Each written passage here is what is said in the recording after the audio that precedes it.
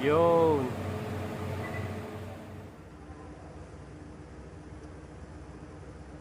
Makina.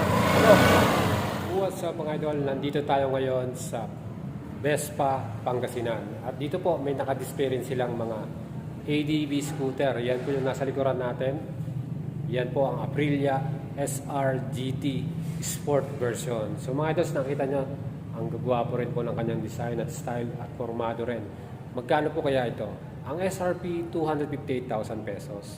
So mga idols natin dyan, na gusto pong mas malakas na scooter, almost 180cc. At syempre, loaded na rin ito sa technology. No? Meron siyang anti-lock braking system na equipped. ABS pa idol, meron na siya. So meron din siyang USB charger, mga idols natin dyan. Try nyo po itong Aprilia SR GT na to, na sport version. Para sa akin, okay naman po yung makina niya, malakas. At siyempre, loaded na rin, very modern. Plus, yun nga ang kanyang presyo, 258K. Kung kurso natin na yan, panoorin nyo yung ating special review para dito. Specs and features, ibibigay ko sa inyo yan mga idols. So let's go at tingnan natin lahat yung nandito sa ating likuran na to. Ayos to mga idols. And para sa kumpleto nating presyo ng SR GT200, SRP 258,000, installment minimum down 51,600, 24 months 13K, 36 months 10,894.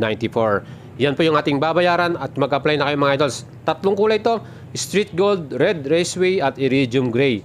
Siyempre meron tayong iGet engine. Yan po ang ibig sabihin niyan, Italian Green Experience Technology. Meron tayong 174cc at Euro 5 na to. Naka-liquid cooling po ito, 4 valves, fuel injection at meron tayong CVT transmission mga idol. Siyempre max power 17.43 HP, max torque 16.5 Nm at ating top speed para dito 114 km/h. Approximate lang po ito. Ang ating front suspension, naka-Showa brand po ito, 33mm hydraulic telescopic, 120mm travel po natin. Napakaganda ng ating suspension. Para sa likod naman, Showa brand din, double hydraulic shock with adjustable preload suspension, 102mm naman ang travel niya. Long suspension to mga idol, kaya ang ganda po ng ating laruan dito para sa ating suspension sa likuran. At of course, ito namang ating braking system. Ito ang the best dito mga idol. 260mm wavy disc po ito at meron tayong 2-piston caliper. Plus, equip po ito ng single channel anti-lock braking system. So, napakaganda ng ating stopping power with ABS po tayo. Single channel lang po, ibig sabihin, sa harapan lang tayo may ABS. And sa likuran naman, 220mm wavy disc din with single piston caliper. Yan po yung ating braking system para sa ating SR GT200. Pareho pong naka-disc brake yung ating harap at likuran. Pero meron tayong ABS sa front braking natin. So, napaka-solid. Yung ating tire, kita nyo, all-surface tire to, all-purpose type. At syempre, 110 by 80 by 14 inches ang ating gulong sa harapan. Yan po ay tubeless. Sa likuran naman, ang ating sukat ng gulong dyan sa rear wheel, 130/70 by 13 inch naman. So, medyo makapal din at very wide plus tubeless din po. Easy to maintain itong ating mga gulong para dito sa ating SRGT na to. Yung ating comfortable seat, two-tone ng design nito, no? Ang ganda, no? Para sa ating sport version. At of course, ang kanyang compartment, ang laki po yan, 25 liters po ang kasa dito nating mga gamit, ano? Plus yung ating seat height, 799mm po ang sukat niyan. So talagang kaya po ito ng mga average Filipino rider. Ang ating bigat naman, 148 kilograms para dito sa ating GT200 na to. Plus yung ating ground clearance, 175mm mga idol. Makikita natin talagang mataas siya. Kahit siguro medyo kataasang lugar na unpaved road, kayang-kaya natin. Meron din itong equipped na side stand engine cut-off switch. Pag sinide stand natin, mamamatay yung engine. Plus yung capacity ng ating tangke, 9 liters po yan. With fuel consumption na 38.5 km per liter. So mga idols, may mga side compartment din tayo dito. Dito meron din siyang cover. At nandyan po sa loob yung ating USB type. So mga idols, ready na to charge yung ating smartphone para dito. Which is good dyan. Perfect na sa ating itong ating USB charger na to. So mga idols, pwede natin ilagay sa loob din yung cellphone natin. Kasya din po dyan pag habang nagcha-charge tayo. Kaya secure din ang ating cellphone. Yung ating handlebar, very wide dyan. At ang style niya parang enduro, no? Medyo pataas ng konti. At syempre, very good sa ating riding position yan. Meron din tayong equipped na pass switch. Magandang safety feature din yan. Plus yung ating right handlebar, nandiyan naman po yung ating stop and start system. So pag nakaganyan tayo sa traffic light, 3 seconds, mamamatay yung engine natin, i-throttle mo lang yan. Yan po, tatakbo ulit tayo. At napakagandang feature yan para mas maging matipid po. Kaya 38 km per liter ang ating fuel consumption para dito sa ating SR GT200 na to. Siyempre, Aprilia brand, yan po ay Italian technology, no? Kaya napakaganda. At ang atin namang ordinary key ignition, kung mapapansin nyo, halos katulad po ng mga Vespa yan.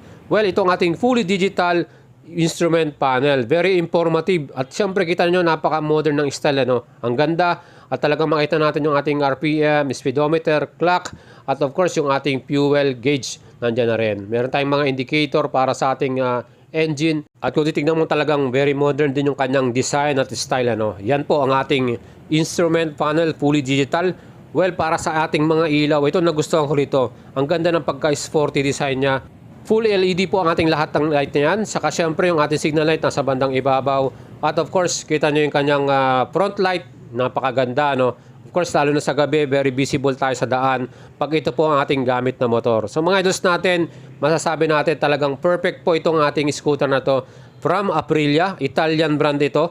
Napaka-premium at talagang quality yung mga brand at components na ginamit nila. At ang astig din po ng ating taillight, ano, napakaganda ng design niya at talagang very visible ang ating magiging ilaw dyan. SR GT200 Sport model po ito. Tatlong kulay yan. Meron tayong iridium gray, yan po yung nasa video natin. At meron pa tayong red raceway, napakaganda ng red, ano. At yung ating street gold color. Tatlong kulay lang po itong pagpipilian nyo. Pumili na kayo dyan mga idols. Kung gusto nyo po yan, dito po sa Vespa Pangasinan, available to. Kontakin nyo si Miss Ellie. Yan po yung contact number niya. At of course, pwede kayo mag-PM sa ating FB page, Boyet Salavarria.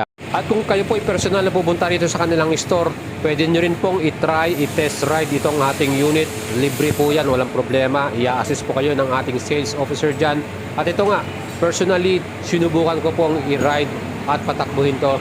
Pinaikot ko lang dito sa kanilang lugar. Well, masasabi ko, malakas po talaga yung makina niya dahil 174cc displacement. Napakaganda rin ang kanyang seat, very comfortable. Comfy talaga, no? Talagang may enjoy mo. Especially kung gagamitin nyo ito pang long rides, masasabi ko, hindi masyadong sasakit yung WEPAX nyo dyan. At plus, yung kanyang mga gamit na features. Meron tayong single channel ABS, talagang kagat na kagat yung ating brake para sa harapan. At talagang magiging safe tayo sa ating mga long travel. Kahit na may pillion tayo, yung ating official back ride, isama natin. Sigurado kong mag-enjoy siya kasi magandang quality rin po ang ating shock absorber sa likuran. Dual shock yan. Siyempre, yung ating braking system, solid. At of course, yung ating handling, yung kanyang handlebar, napakaganda ng position. Ano? Hindi tayo masyadong nakasubsob. Saktong-sakto lang, naka-riding position tayo na medyo upward. Yan po ang ating SR GT200. Subscribe kayo sa ating channel. At kung nagustuhan nyo, share nyo po yung ating video.